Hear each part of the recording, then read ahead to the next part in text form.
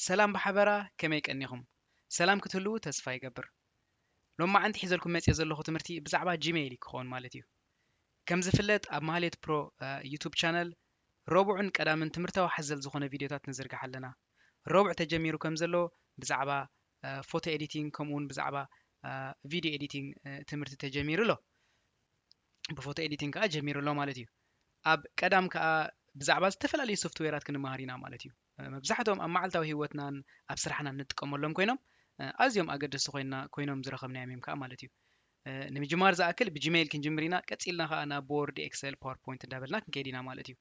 ንሎም ዓንቲ ሒዘልኩም መፅየ ዘለኹ ግን ብዛዕባ ጂሜይል እያ ናኡ ከብለኩም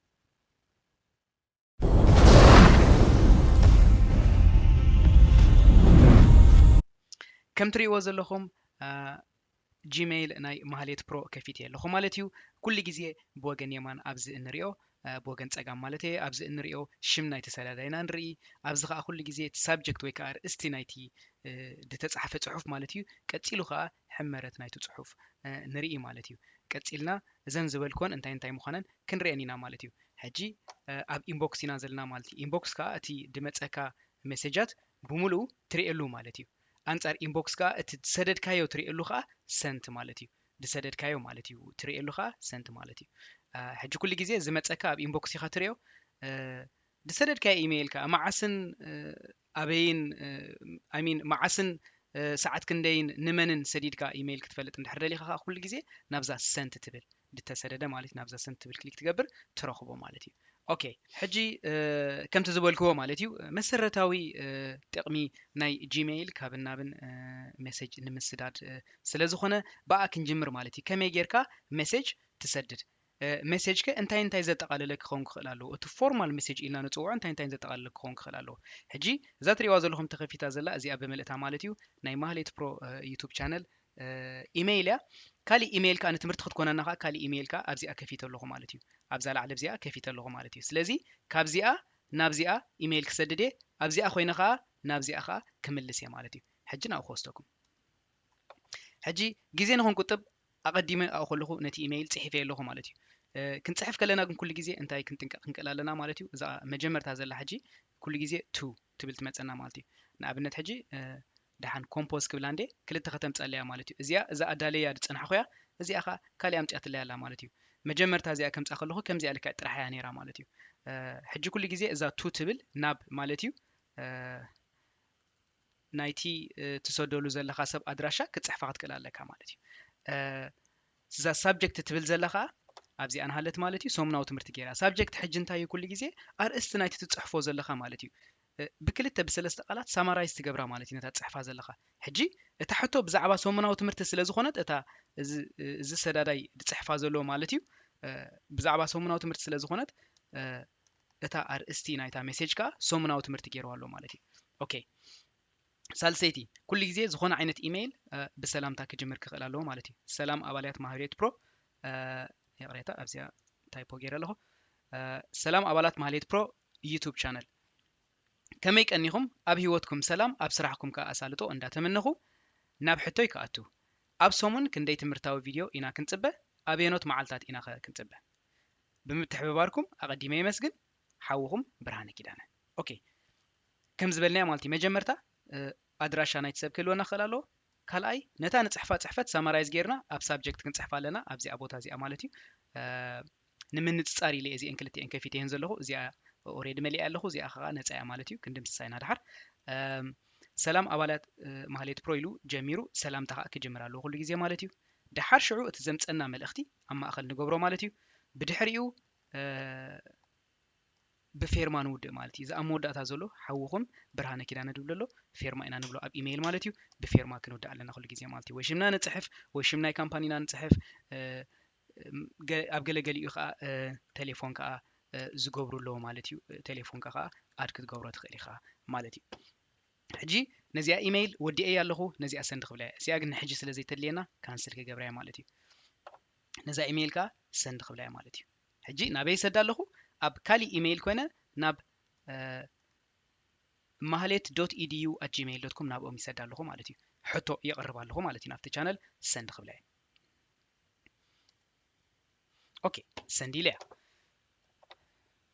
حجي ابزي امص تشيك غبره مصيانا يمصتن متان كتمصلي ريفرش كغبره كمز تريو زلهم مصيات اللي يالا مالتيو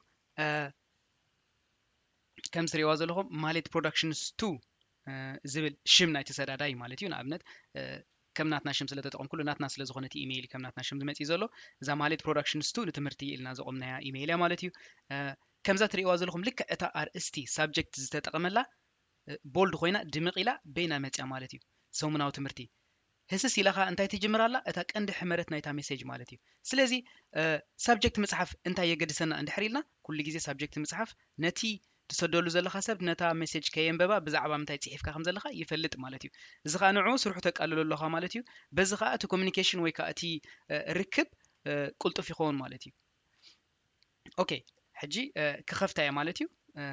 كيفيتي ያለሁ لك كم تنبي صنحو كم مالتي سلام أولاد مالت برو يوتيوب channel تنحتم بيبينا له اوكي كملسالنا مالتي حجي كم يوتيوب كم مالت برو يوتيوب channel كوينا يملسلو له مالتي نزي حونا ويك اتخاتتا لمدبنا مالتي كملسلو ندحر كوينا انتي كبلالنا ريبلاي كبل كلالنا مالتي ابزي ريبلاي داش تمصلي مالتي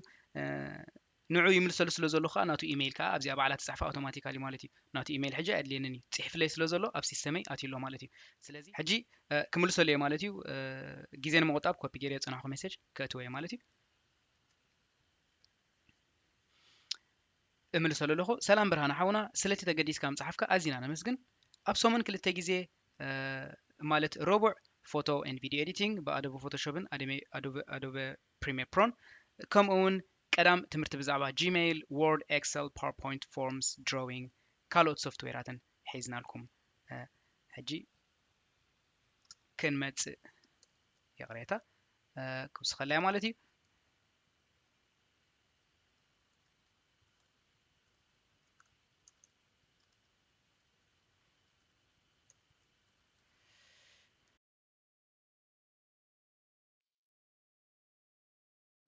سلام كنا أولاد ماريت برو إيميل كا ناتنا نالت مالتي حجي كلن اتا مجمرتا ناي إيميل باتاتات زبلناين مالتي بملنا أبزي ألوا ناي تسب أدراشا أبزي ألا ناي تنملسولو زلنا مالتي بسلامتا جميرنا ملختنا أم حلاليفنا مسجنا زبمولو مالتي نتا ملسنا يتحطو مالتي أمود أتاخا بفيرما عطينا يا مالتي كل جزء بفيرما قطعت وقت كلا لك شم كامباني خويكا كونتاكت انفورميشن ناتكا أمود أتاك تجبر وقت كلا لك مالتي حجي ودي اسل زلخو سند خبلا يا مالتي أبزي أحنت نجر عند حرزكيركم subject ويكا أرستا يصحفكم نمنتاي أبزا subject زي أيزمل زلخو سلزي already تا subject تيا الله سلزي كلا أي مصحفة إدلينا نمخنياتو نعا بزعبة تا subject سلزي مل زلخو مالتي حجي ودي اللخو سند خبلا يا مالتي سنديلي اللخو أبز متيخا تشيك جبرة متيانا متتن هجي نفتح عندي إيميل تملي سلخو مالتيو تشيك جبرة أخا ريفرش جبرة اللخو كنت متسلي متيانا هلت لك اتا سومناو تمرتي اي صحفكوان جن مجمرتا اتسب سلاز صحفات تصحفلنا مالتيو اسا تصحفلا مالتي اي تدلني نتي حد عينت ارس زلو مسج اندحر تملسلو خونكا تحمرت نايتا ملسخا ابزيانا هلت متيالا مالتيو سلام برهان حونا الى تجمر مالتيو كيفيته كم بباي خيل مالتيو اوكي نجر مجدنا اب ايميل كل جزء اب جون انبوكس قطر حدا كلته زخون عينت قطر نرينا مالتي كل جزء از قطر انتايو ناي زين ببنايو ايميل قطري مالتي سلازي كابزن اربعه ايميل ابز مصينان زلو حنت سلازين ببكوا ابزي اخا حنت زين ببكا الله تبلن لا مالتي نعكل جيره اندحرام بيبيا ناب انبوكس اندحر تمليسه زيرو خت كوني ابزيا يلا ولا حنت مالتي سلازي زين ببكو ايميل يبلين مالتي اوكي نقصل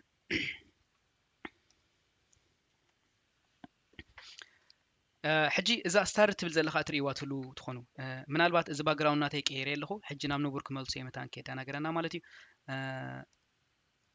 أخذ لهم كم يجري ملصي خمسة لغة رأيوات زي كوينو جزيت لنا موداتا كابر كجبر أزيا أوكي إذا ستارت بالزلخة أرينا لنا مالتي نابنت حجي إذا مسج زيا عند حرت مليس كلمة على تكري أدلي ويون كل جزء أبزدي للا أوان كلتي فكر خبان عند حردلي إذا أكو خب كتوقع يخيل مالتي إذا أكو خب مستوقع نزيا ستار هيبات الله مالتي تاني حكاية دخا أنا خليقة ستار كبخ إلي مالتي شعو أب ኣብቲ ዘገደሰኒ መዓልቲ ማለት እዩ እተን ኮኸብ ሂበየን ዘለኹ ሜሴጃት እንድሕር ኣድልየናኒ መፅና ኣብዛ ስታርድ ክሊክ ይገብር እተን ኮኸብ ዘለዋ ጥራሕ ይመጻለይ ማለት እዩ በዛ ኣገባብ እዚ ከዓ እቲ ኣገዳሲ ዝኾነ ኢሜይላት ብዙሕ ኢሜይል መፀና ሓንሳብ ብዙሕ ጃንኪ ኢሜይል መፀና እዩ ዘየድልየና ማለት እዩ ነዚ ሕጂ ካብቲ ዘየድልየና ብምንታይ ክንፈልዮ ንኽእል እቲ ዘድልየና ዘበለ ወይ እውን እቲ ኣብ ቀረባ እዋን ክንጥቀመሉ ወይ እውን ክንደልዮ ምዃንና ዝፈለጥና ኢሜይል ስታር ንገብረሉ ከምዚ ጌርና ኮኸብ ንገብረሉ ሽዑ ናብዚኣ ፎልደር ንኣቱ እንታይ ኢና ንገብር ዘለና ካብዚ ኢንቦክስ ፎልደር ናብ ስታርድ ፎልደር ኢና ንሕልፍ ዘለና ካሊእ ዋላ ሓንቲ በቃ ከም ፎልደራት ንርአየን እዚአን ብዙሕ ከይዳ ነገራና ማለት እዩ ኦኬ ስታርድ ነዚ ይመስል ማለት እዩ እቲ ጥቕማ ኦኬ ሰንት አንተ ወይ ኢና ነርና ማለት እዩ ስኑዝ ከንታይ ማለት እዩ ስኑዝ ማለት ከዓ ሕጂ ኣብ ስኑዝ ፎልደር ተሪኽሞ ዋላ ሓደ የብለይን ማለት እዩ ንሓደ ኢሜይል ስኑዝ ጌርካ ማለት ከዓ እንታይ ማለት እዩ ንኣብነት ሕጂ እዛ ኢሜይል እዚኣ መፅያትንላ ሕጂ ኣነ ግን ፅባሕ ክሪኣ ይደልየ ፅባሕ ከምብባ ይዘልየኒ ማለት እዩ ሕጂ ሳይተድልየንን እያ ፅባሕ ከም ትመፀለይ ክገብር እንድሕር ኮይነ ፅባሕ ከም ሓዳሽ ኢሜይል ኮይና ክትመፅእ እንድሕር ደልየ ወይ እውን ከተዘክረኒ እንድሕር ደልየ ኣብዚኣ ከይደ ስኑዝ ዝብላ ማለት እዩ ነዚኣ ክሊክ ገይረ ፅባሕ ሰዓት 8 ኣብ ርእሲ ኩለንተን ኢሜይል ብላዕሊ ምፅእ ኢለ ክሊክ ገብራ ማለት እዩ ትሪእዋ ኣለኹም ካብዚ ኢንቦክስ ፎልደር ካብዚ ወፅያላ ማለት እዩ ናበይ ኣትያላ ናብ ስኑዝ ፎልደር ኣትያላ ኣብዚ ክሊክ ገይረ ኣብኡ ክፀናሕኒያ ማለት እዩ ኦኬ ናይ ስኑዝ ከዓ እዚኣ ትመስል ማለት እዩ ጥቕማ ድራፍትስ እንታይ ማለት እዩ ድራፍትስ ማለት ኩሉ ግዜ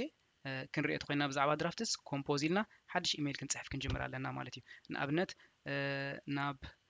ናብ ዝኾነ ቅሬታ ካብ ግእዝ ክወፅእ ናብ biniam@gmail.com ክፅሕፍ ጀሚረ ሄሎ ኢለ ፅሒፈ ማለት እዩ ቅሬታ ኣብዚኣ ኣትረስዕ ኣለኹ ሄሎ ኢለ ማለት እዩ ኣብዚ ከዓ ክፅሕፍ ጀሚረ ሃይ how are you ኢለ ጀሚረ ኣለኹ ማለት እዩ ኤኒዌይ ሕጂ በጋጣሚ ግን ብዝኾነ ይኹን ኣጋጣሚ ግን እዛ ሜሴጅ ትደምሰሰኒ ማለት እዩ ካንስል ኮይና በቃ ካንስል ኮይናትኒ ኣበይ ክረኽባ ይኽእል ሕጂ ድራፍትስ ንኸም ይጠቕመና ማለት እዩ ጀሚርና ዘይወዳእና ኢሜይል ሴቭ ዝገብረልና ድራፍትስ ይበሃል ማለት እዩ ክሊክ ተገይረ ናብታ ጀሚርያ ዝፀናሖ ተምፀኒ ክቕፅላ ይኽእል ማለት እዩ ቀፂለ ከዓ ሰንዲ ይብላ ይውድእ ማለት እዩ ኦኬ ካሊእ ናብ ምውዳእና ገፅና ንኸይድ ኣለና ካሊእ ኣብ ኢሜይል ከመይ ጌርና ስእሊ ኣታች ንገብር ንኣብነት ሕጂ እዚኣ ንኺድ ንኣብነት ሕጂ ናትና እዚኣ እንተ ጌርያ ማለት እዩ እዛ ናይ ትምህርትና ማለት እዩ ማህሌት ዶት ኤዱኬሽን ቁፅሪ 2@gmail.com እንድሕር ክሰድድ ኮይነ ማለት እዩ ስእሊ ክሰድድ እንተደልየ ማለት እዩ ኩሉ ግዜ hello I'm sending you the photo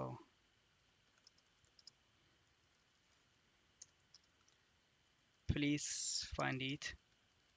attached in the message okay እንታይ ለለኹ ሕጂ ብዚ ማለት እዩ ስእሊ ሰደልካ ኣለኹ ኣብቲ ኣታችመንት ክርከቦ ማለት እዩ ኣታች ገብር ተኮይነ ሽዑ ነዚኣ ክሊክ ገብራ ማለት እዩ ነዚኣ ክሊክ ምስ ገበርክዋ ናብቲ ናተይ ፎልደር ተምፀኒ ማለት እዩ ነታ ስእሊ ክሊክ ገይረ ከዓ ይወስዶ ማለት እዩ ንኣብነት ኣብ ዳውንሎድስ እንድሕር ገይረ ኮይነ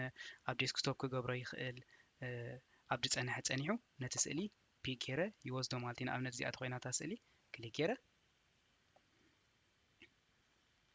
የምፃ ማለት እዩ ነታ ስእሊ ሕጂ ኣታች ገይራትለ ኣላ ማለት እዩ ልክዕ ስእሊ ይሰድድ ኣለኹ ኩሉ ግዜ ብፌርማ ክውድእ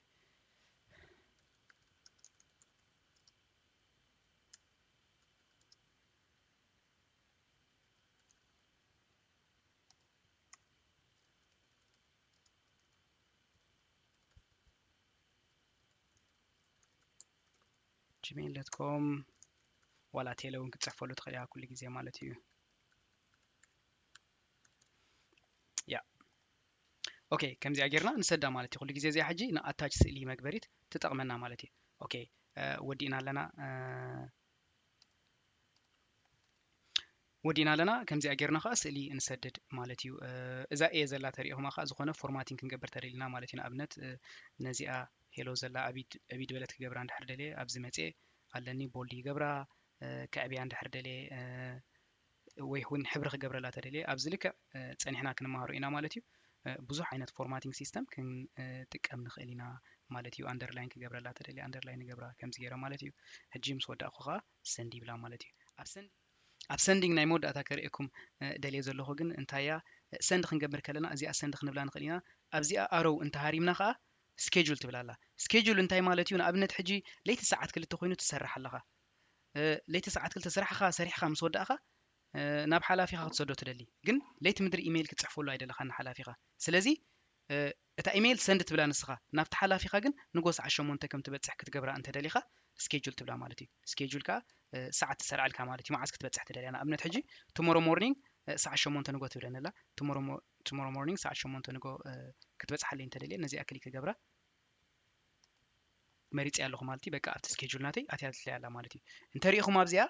ኣብዛ ስኬጁል ትብል ዘላ ቁፅሪ 1 ኣላ እንታያ ታ ስኬጁል ዝገበርኳ ኢሜይል እያ ማለት እዩ ክሊክ ተገይረያ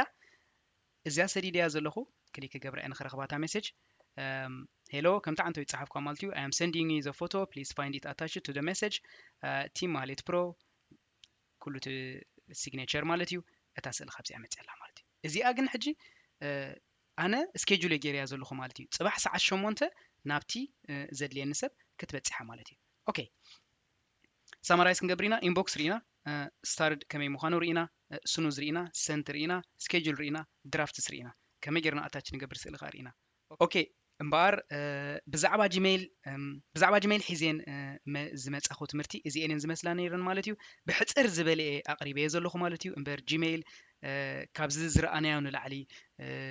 ነገራት ክንሰርሓሉ ንኽእል ኣዝዩ ፓወርፉል ዝኾነ ካብን ናብን ሜሴጅ ንሳደደሉ ዓይነት ዌብ ኣፕሊኬሽን ወይ ከዓ ዌብ ሶፍትዌር ማለት እዩ ስለዚ ንሎሚ ኣብዚ ኸኣ ክለና እዩ ስለምክታልኩም ኣዝየ የመስግን ዝኾነ ሕቶ ርእይቶ ወይ እውን ከምዚ ደሊና ከመይ ጌርካ እዩ ዝስራሕ ከተነገረና ወይ እውን ከምዚ ደሊና እንድሕር ኣሎ ፕሊዝ ጻሓፉልና ኣብ ኮመንት ወይ እውን ብኢሜይል ከምዚ ድረኣኹሞ ማለት እዩ mahlet.edu@gmail.com ኢልኩም ረኸቡና የቕንየለይ ሰላም ቅነ ቻው